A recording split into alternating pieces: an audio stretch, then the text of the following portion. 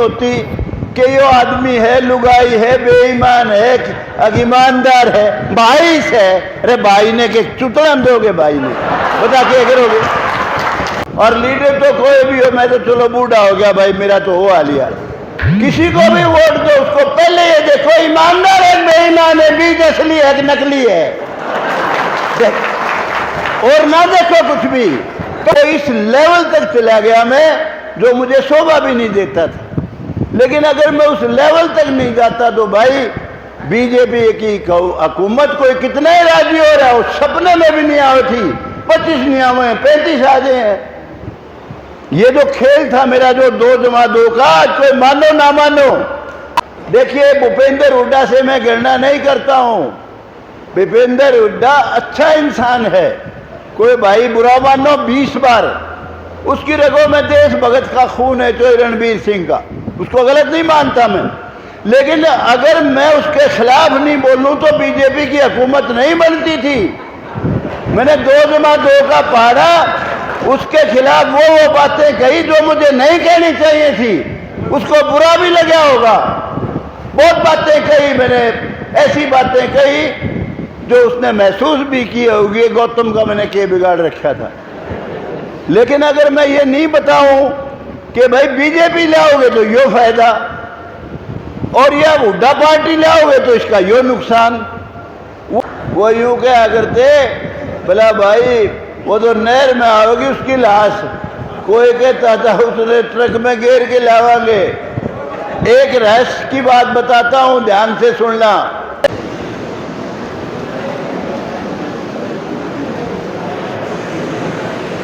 हमारे गांव के दूसरे साइड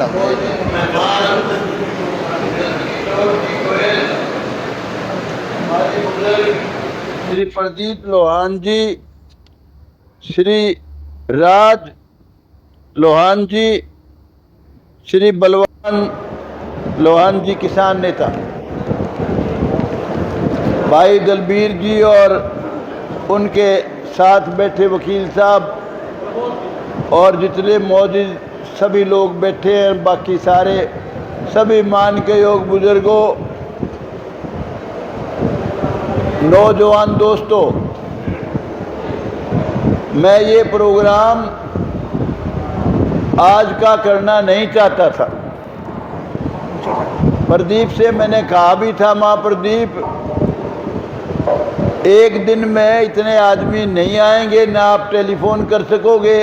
किसी ने किसी को टेलीफोन नहीं करा, सिर्फ व्हाट्सएप मैसेज से, और एकदम किसी का कोई काम होता है, किसी का कोई काम होता है, आदमी पहुंच नहीं पाते। पहले से ही पता हो 5-7 दिन से तो प्रोग्राम और अच्छा होता है।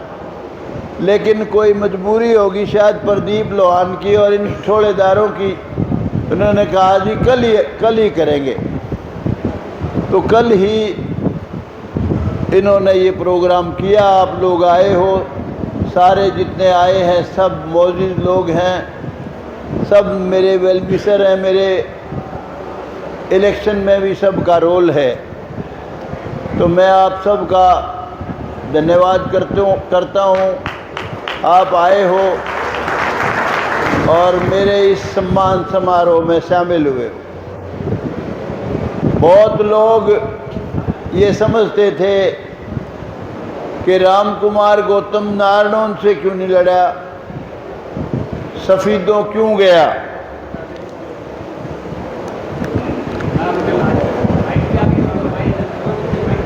कैप्टन अभिमन्यु ने कहा था कि मैं मदद करूंगा, नारनौल से लड़ो। मेरे लड़के से बात हुई थी और मेरे को भी कहा था कि मैं तो कहीं से राज्यसभा से चला जाऊंगा या कहीं से भी लड़ूं, पर आप लड़ो, मैं मदद करूंगा दिल खोल के। तो मैंने कहा भाई कैप्टन अभिमन्यु, ये तो अपनी अपनी सोच है लोगों की।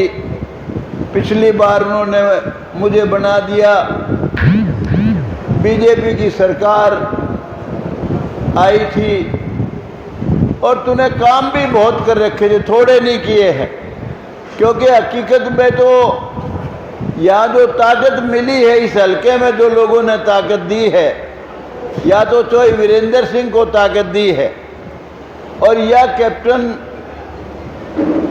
अभिमन्यु को ताकत मिली है। हम तो भाई एमएलए तो तीसरी बार जरूर बन गए, लेकिन बिना ही ताकत के बने हैं। पहली बार हम बीजेपी के 2 एमएलए बने थे, सरकार में सीट नहीं था। दूसरी बार जब बने तो सोच तो ये थी कि भाई हमारा अजीज है, बहुत मेहनत करके हमने इस पार्टी को खड़ा किया है। मैं फाउंडर मेंबर था इस पार्टी का पिंडारा से, और उस लड़के को भी बहुत ऊंचा ले जाना चाहता था मैं चाहता था वो चोई देवीलाल की तरह से बहुत नाम कमावे, बड़ी इज्जत कमावे। लेकिन खैर उसकी अपनी सोच थी, अब उसका जिक्र नहीं करना चाहता मैं। अपनी अपनी सोच है। एक बार तो ऐसी भी नौबत आई थी विधानसभा में, मुझे कहने लगा कि आप कहते हो मैंने बनाया है, आप इस्तीफा दे के लड़के देख लो। तो मैंने कहा भाई तू तो ब्रजेंद्र की माँ से भी हारा था और 45,000 वोट से जीत गया। मैं कहा भाई तू इस्तीफा दे दे। लेकिन कुदरत की बात है, उस भाई ने अब के उचाना से लड़के देख लिया, मेरे ख्याल में 4था नंबर पे है शायद, और जमानत भी जब्त हुई है। एक उसका भाई जरूर अच्छी वो वोट ले गया, बाकी कहीं कोई पार्टी का कोई आदमी जीता नहीं। और मेरा तो फिर सूत बैठ गया सफीदों से।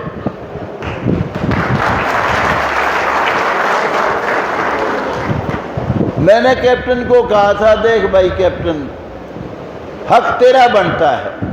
ईमानदारी की बात तो ये है, हमारे गांव के थे, मेरे से बड़े थे चोई वीरेंद्र सिंह, और उनके पिताजी यहाँ के इस गांव के सरपंच रहे चोई दीवान चंद। बहुत ही साफ और अच्छी नेक नीति के इंसान थे, बहुत सच्चे इंसान थे। चोई वीरेंद्र सिंह को जितनी ताकत मिली उसके मुताबिक उन्होंने काम नहीं किया। मुझे बहुत दुख के साथ कहना पड़ता है। देखिए चोई देवीलाल इस धरती के सबसे बड़े नेता हुए, बस चल पड़ा।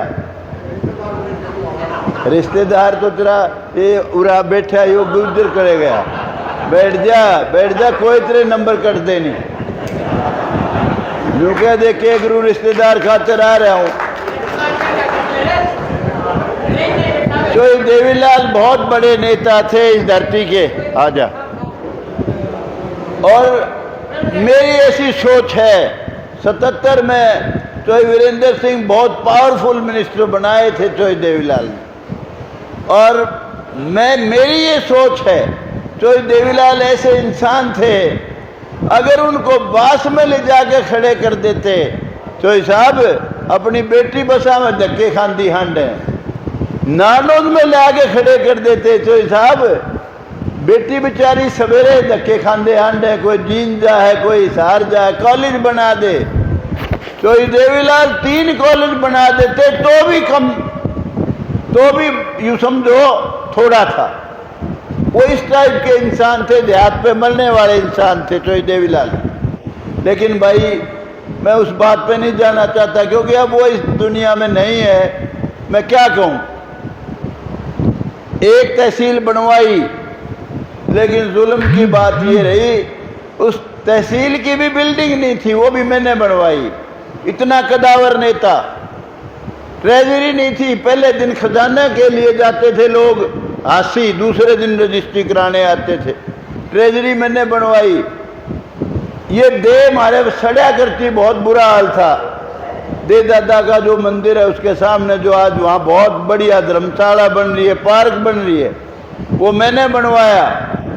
चौधरी वीरेंद्र सिंह तो इस नारनौंद का कायाकल्प कर सकते थे, लेकिन ध्यान नहीं था ईश्वर। ITI मंजूर करवाई, अपने लोग गांव में जमीन नहीं थी, वो माजरे वालों ने ज़मीन दी, वहाँ बन गई। ये बस स्टैंड बनवाया और मेरे ख्याल से बताते हैं, किस तरह लगा मुझे नहीं पता, कहते हैं जी 36 करोड़ के करीब रुपया आपका नारनौल में लगवाया है। 36 करोड़। कोई ऐसी धर्मशाला नहीं है किसी समाज की जिसमें बहुत बढ़िया पैसा जितना मांगा उतना नहीं दिया हो। मेरे ख्याल में 3-4 तो ऐसी हैं जिनमें 51-52 लाख रुपया दे रखा है, सब धर्मशालाओं में दिया है। और भाई जैसा कर सकता था बिना ताकत के, जितने बच्चों को रोजगार दिला सकता था, कोशिश की पूरी अपनी तरफ से। और भाई फिर भी कई भाई सुनता था मैं, वैसे तो नारनौल हल्के से सारे हरियाणा से मेरी मदद के लिए बहुत लोग गए, बहुत बड़ा एहसान बंद हुई इस हल्के के लोगों का और सारे हरियाणा का। मेरे लिए रोज वोट मांगने आते थे, कोई यमुनानगर से भी आता था, कोई कहीं मेवात से भी आता था, सब जगह के जिनने मेरे से प्यार था। लेकिन कुछ ऐसे भी थे बेचारे जो मैं जीत की खबर सुन के आसन पार्टी ले गए उनका बस नहीं चला। वो यूं क्या करते, बोला भाई वो तो नहर में आओगी उसकी लाश, कोई कहता था उसने ट्रक में घेर के लावांगे। एक रहस्य की बात बताता हूं, ध्यान से सुनना। मैंने एक पॉलिटिकल पार्टी रजिस्टर कराई थी हरियाणा में 1989 में, और मैंने जो बड़ा सम्मेलन रख रखा था जींद में, उससे पहले चुनाव डिक्लेयर हो गया। वो कर नहीं सका मैं रैली, और जबरदस्ती करके मेरे कुछ ऐसे साथी थे, नाम नहीं लेना चाहता, वो कहने लगे जी हम तो यहीं आपके बारना आगे तेल छिड़क के मरेंगे अगर इलेक्शन नहीं लड़ा तो। वो इलेक्शन लड़ा जिसमें मेरी बहुत दुर्गति हुई, बड़ी बेइज्जती हुई, बहुत थोड़े से वोट आए। उसके बाद मेरे दिमाग में था, मैं जलसे करता था उन दिनों सारे हरियाणा में। बहुत मेरे ख्याल में कम जिले हैं जो बचे थे, ज़्यादा जिलों में मैंने जलसे करे पॉलिटिकल पार्टी बना के। मेरी नज़र सफीदों में पड़ी। मैंने कहा सफीदों ऐसा हल्का है जहाँ सारे बसे हैं भाई। मैं किसी का कसूर नहीं कहता, लोग भोले भाले लोग हैं, जात पात के चक्कर में पड़ जाते हैं, उनको समझ ही नहीं होती कि ये आदमी है लुगाई है, बेईमान है, ईमानदार है, भाई से। अरे भाई ने के चुतड़न दोगे, भाई ने बता क्या करोगे? एक आदमी पैसे खाता है, एक आदमी ईमानदार है, अच्छा इंसान है। सत्यानाश जो बीज मारा इस देश का जात पात ने, छुआछात ने, भेदभाव ने। अरे कहाँ था? सोने की चिड़िया थी हमारा देश, कहाँ पहुंच गया? हमारे 80 रुपए, अमेरिका का $1, छोटे छोटे देश कुछ भी नहीं जिनकी वैल्यू, हमारे 14 रुपए, उनका एक शहर जैसे भी नहीं हमारे जैसे। लेकिन सत्यानाश कर दिया इस जात पात ने भाई। अरे सारे अपन एक जात के हैं, इसको समझ लो इस बात को।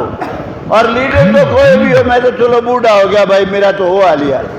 किसी को भी वोट दो, उसको पहले ये देखो ईमानदार है बेईमान है, बीज असली है कि नकली है। और ना देखो कुछ भी, काम करने वाला कि नहीं, अपना पेट भरने वाला है, ये चीजें देखने की। मैं सफीदों किस लिए गया, रजिस्टर करा दी मैंने पॉलिटिकल पार्टी, सारे जलसे कर रहा था। लगभग 25-30 गांव में मैं सफीदों के गांवों में मैंने जलसे करे, बहुत ज़बरदस्त स्वागत किया लोगों ने मेरा। तो मैंने फैसला कर लिया भाई लड़ूंगा इलेक्शन सफीदों से, यहीं से राजनीति शुरू करता हूं। किसी ऐसे नेता, उसका नाम नहीं लेना चाहता, वो गैर जात की राजनीति करता था। कोई हमारा सेठ जी चला गया उससे मिलने, वो सिनेमा हॉल का मालिक था सफीदों में, और सेठ जी क्या गपशप है, बोला जी गपशप, अरे पॉलिटिकल गपशप बता। कहता है जी एक नए नाच जामे है, राम कुमार गौतम, जल से कर रहा है जी गम्मा मेरे, बड़ा तगड़ा स्वागत कर रहे हैं लोग, और जी इलेक्शन लड़ेगा। तो बोला भाई इलेक्शन लड़ेगा, क्या वो बन भी सकता है? तो बोला जी बनन का नहीं बेरा, लेकिन मुकाबला करेगा वो। उसने कहा भाई उसकी सबसे बड़ी ताकत कौन सी है? बोला मुआना। मुआना से ही ठाकर बनी सिंह को खड़ा कर दिया। ठाकर बनी सिंह बहुत अच्छे इंसान थे, बहुत बड़े जमींदार थे, 600 700 800 बीघे जमीन के मालिक थे। ना उनने पहले कभी लड़ा, ना उसके बाद कभी लड़ा, सिर्फ मेरे को मारने के लिए इलेक्शन लड़ा। अगर उस वक्त मुआना से ठाकर बनी सिंह नहीं खड़े होते, ईमानदारी से कहता हूं, भगवान को हाजिर नाजिर मान के कहता हूं, अव्वल तो मैं 100% बनता, लेकिन फिर भी अगर हार जाता तो मेरी पार्टी खड़ी हो जाती। पर क्योंकि कोई भी नया आदमी है, बहुत दिक्कतें आती हैं उसको। तो मेरे मन में वो टीस थी जो उस समय बना था एमएलए, मेरे दिमाग में ये थी भाई तू बनता, ये तो गलत बन गया। और मेरे मन से कभी वो बात गई ही नहीं। अब की बार पार्टी ने मुझे पूछा, उनको ये उनके दिमाग में थी पार्टी के कि अगर ये आदमी तुम्हारी टिकट ले ले कहीं से, तो ये इसका पार्टी को बहुत अच्छा लाभ होगा। उन्होंने मुझे कहा कि आप फलानी जगह से लो, नाम नहीं लेता। आप बेचारे कई लोग यूं कहीं ओ तरीकी मारे उड़े मरे हो। 4 जगह से मुझे टिकट की ऑफर हुई, मैं मना कर गया। कहने लगा और बताओ। मैंने कहा सिर्फ सफीदों से लड़ूंगा, अगर टिकट दोगे। इलेक्शन लड़ना नहीं चाहता, वरना कतई कोई दिलचस्पी नहीं मेरी। और लड़ूंगा तो 100% बीजेपी की सरकार लाऊंगा, इतनी ताकत है मेरे में। पार्टी ने मेरी बात को मंजूर कर लिया, मुझे टिकट दे दी। उससे पहले कहा इस्तीफा दे दो, आप पहले दे दो पार्टी से इस्तीफा, एमएलए का ना देना।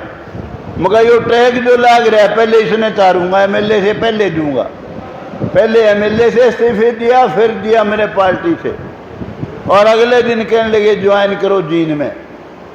कोई आदमी ये नहीं कहता था पार्टी का या कोई और आमजन कि बीजेपी ताकत में आओगी। कोई यूं कहते थे सारे सट्टेबाज 24-25, 24 और 25, इससे फालतू बीजेपी आएगी नहीं। मैं अकेला था राम कुमार गौतम, जो डंके की चोट पे मैंने कहा था दिन में 50 सीट आएंगी, बीजेपी की हुकूमत बनेगी और ये नायब सैनी मुख्यमंत्री बनेगा। और बाद में अनेक बार ये कहा, 3 तारीख तक मैं कहा खतरनाक आंधी चलेगी बीजेपी की, और कई कई कोस में कांग्रेस दिखेगी भी नहीं। ये मैं ही कहता था और कोई नहीं कहता था। और इलेक्शन का मुझे पता था। देखिए भूपेंद्र हुड्डा से मैं गणना नहीं करता हूं, भूपेंद्र हुड्डा अच्छा इंसान है, कोई भाई बुरा मानो 20 बार। उसकी रगों में देशभगत का खून है, जो रणबीर सिंह का, उसको गलत नहीं मानता मैं। लेकिन अगर मैं उसके खिलाफ नहीं बोलूं तो बीजेपी की हुकूमत नहीं बनती थी।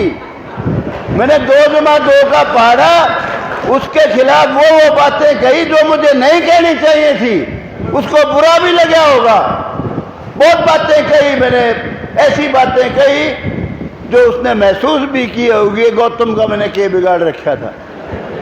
लेकिन अगर मैं ये नहीं बताऊं कि भाई बीजेपी लाओगे तो यो फायदा और या हुड्डा पार्टी लाओगे तो इसका यो नुकसान, वो इस लेवल तक चला गया मैं जो मुझे शोभा भी नहीं देता था। लेकिन अगर मैं उस लेवल तक नहीं जाता तो भाई बीजेपी की हुकूमत कोई कितने राजी हो रहा है, सपने में भी नहीं आए थी। 25 नहीं आए, 35 आ गए हैं। ये जो खेल था मेरा जो 2+2 का, कोई मानो ना मानो, 2+2 पढ़ाए सबको।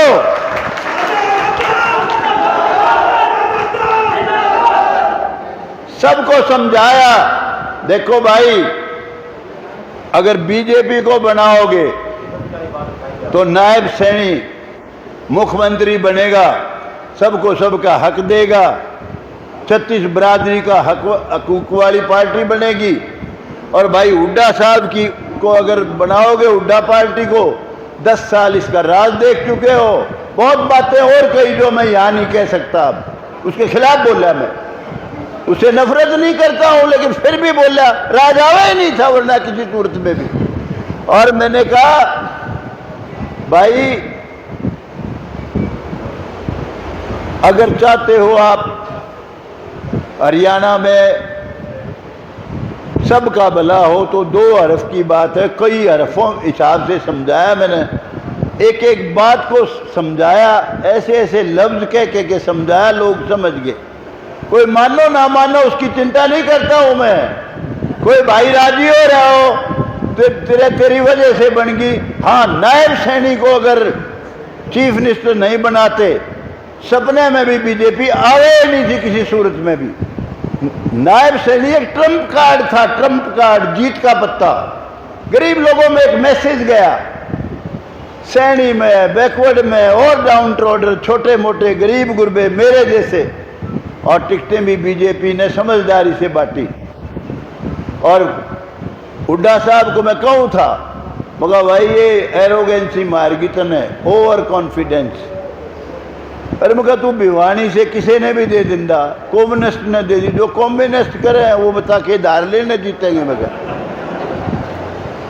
मैंने कहा अगर समझदारी से करता, खैर चलो वो उनकी बात है। तो भाई मैं बहुत गर्व से कहता था कि अगर बीजेपी को बनाओगे तो हरियाणा में तो सबको सबका हक मिलेगा ही, लेकिन देश में भी नरेंद्र मोदी को ताकत मिलेगी। नरेंद्र मोदी इस देश में फरिश्ता बन के आया है। किसी की मां ने दूध नहीं चुंगाया था जो 370 धारा तोड़ दे, किसी की मां ने दूध नहीं चुंगाया था। कांग्रेसी तो यूं कहते थे 10 साल और ना फैसला होने दो इस बाबरी मस्जिद वाला, राम मंदिर वाला। और हमारी मुस्लिम बहन बेटियों का 3 तलाक, सारे मुल्ले इकट्ठे हो गए थे, नहीं बोले ये हमारा कानून है, ये यूं बोले हमारे धर्म में दखलंदाजी है। नरेंद्र मोदी ने परवाह नहीं की। और जब भी कोई महिला आरक्षण की बात आती थी एमएलए एमपी में, ये जितने कांग्रेसी और अट्टू बट्टू इकट्ठे हो रहे हैं साथ में, ये बिल को फाड़ देते थे। बोले तो एक के मारी है तो इतनी आ गई तो मुश्किल हो जाएगी। नरेंद्र मोदी ने हमारी बहन बेटियों के लिए 1/4 एमएलए एमपी में रिजर्वेशन कर दी। आगे जो इलेक्शन होगा उसमें महिला 1/4 एमएलए और 1/4 एमपी बनेगी देश की। बहुत काम किया, अनेक काम किए हैं। हालात क्या थे देश के? अरे इस देश के बहुत ही काबिल प्राइम मिनिस्टर थे डॉक्टर मनमोहन सिंह। अमेरिका गए, झाड़ा ले लिया, तलाशी ले ली वहीं एयरपोर्ट पे। वो कोई डॉक्टर मनमोहन सिंह की तलाशी नहीं थी, वो तलाशी थी इस देश की। इस देश की इज्जत नहीं थी। इस देश को कूड़ा करकट समझते थे अमेरिका और वो दूसरे देश। नरेंद्र मोदी ने पहली बार बताया हिंदुस्तान है यो, पाकिस्तान नहीं है। और मंदिर बनेगा तो अयोध्या में बनेगा और के मक्का मदीना में बनाओगे इसको। बहुत बड़े काम किए हैं। मैंने कहा भाई इस पार्टी को बनाओ, इस पार्टी को बनाओगे तो नरेंद्र मोदी को भी ताकत मिलेगी जिसने देश को दुनिया में जनाया है। तो भाई मैं तो इसलिए गया था, मुझे पता नहीं था कि वहाँ जाके मेरी दुर्गति होगी। सफीदों में 91 में मिसाल दे दे कहते थे अब की बार युग 1500 पर्ची आई थी के तो इसका बला और घट देंगी। बड़ा खतरनाक प्रचार था। ये भी कहते थे कई। वहाँ एक और खतरनाक बीमारी, अपने जो इलेक्शन में कैप्टन अभिमन्यु जब हराया आप लोगों ने गलत काम करके, उस वक्त मेरे जितने पैसे लगे थे पार्टी के और मेरे उससे दोगुने से ही फालतू लगे। वहां बड़ा खतरनाक हल्का है, लल्लू पंजू हल्का नहीं है वो तो एक फिल्म का गाना है, सुना दूंगा तो सफेद वाले कई भाई बराबर। बापू जी तुम क्या क्या खरीदोगे, तो खैर जो भी है, अरे सुना दिया और के पास से गौलू। तो भाई खैर मैं इसलिए गया था कि सारी बीजेपी के नुमाइंदे जितने भी टिकटार्थी हैं सब मुखालफत करेंगे, ये सोच के गया था। और ये सोच के गया था आधी वोट अकेली मेरी आऊंगी, आधी में सारा और जितना भी लड़ रहे हैं सब आधी में रह जाएंगे। लेकिन भाई बाल बाल बचाऊं बहुत बड़ी मुश्किल से 4,037 वोट से जीता हूं। जो कैंडिडेट थे उनसे मेरी नफरत नहीं थी। सुभाष गांगुली है, बहुत ही नेक लड़का है, जब भी मिलता था मुझे अपने माँ बाप की तरह से जैसे इज्जत करते हैं वो करता था। हमारे पहली बार ही मिला जसवीर देसवाल, वो भी अच्छे से अच्छा इंसान है, बहुत इज्जत करता था। लेकिन भाई लड़ाई में केक रख के बिरानी के ऊपर पकड़ना पड़े। लड़ाई तो लड़ाई है। तो आज आपने मेरा बहुत स्वागत किया, बहुत मान किया। अपने गांव में आया हूं, इस गांव का कर्जा तो मैं उतार सकता नहीं भाई, और मेरे ख्याल में हमारे लिए तो बहुत ही मुश्किल का काम है। छोटा मोटा कर्ज नहीं है ये इस गांव का, इस हल्के का भी। लेकिन सबसे ज़्यादा जो रोल है मेरी ज़िंदगी में, मेरे परिवार की ज़िंदगी में, तो नारनौंद का है। अरे देखो, हमारे बाबा मंगतराम गौतम थे, 7 साल के करीब, मेरे ख्याल में उस साल पंचायत ज़्यादा चली थी, 7 साल सरपंच रहे। मेरे पिताजी को सरपंच बनाया। चौधरी साधु राम मेरे पिताजी के छोटे भाई की तरह से थे, भाई थे। लोग यूं कहते कई तो बिलाई के मारा जाएगा यो थाराड़ा, क्यों इसने गलत थन का हाथ ला दिया। लेकिन फिर भी गांव ने इज्जत रखी। बिलाई का कदे मेंबरे नहीं बना, सरपंच बना और धड़ेले से करी। गांव का कर्जा है ये।